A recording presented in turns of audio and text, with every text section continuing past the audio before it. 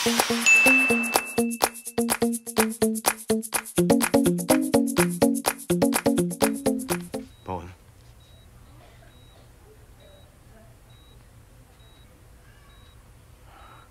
Paul, hindi pa ako nagpapasalamat sa'yo.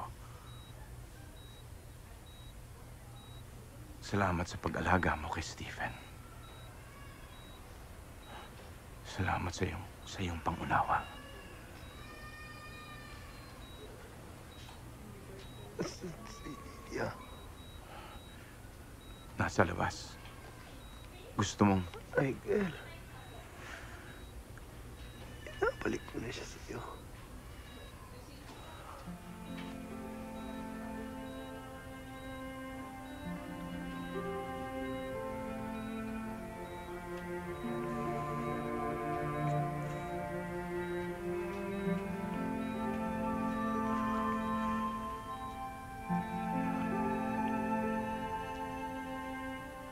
Bago namatay si Paul, ay hiniling niya kay Bernadette at sa kanyang nanay na ako'y kanilang mahalin, tulad ng pagmamahal nila sa kanya.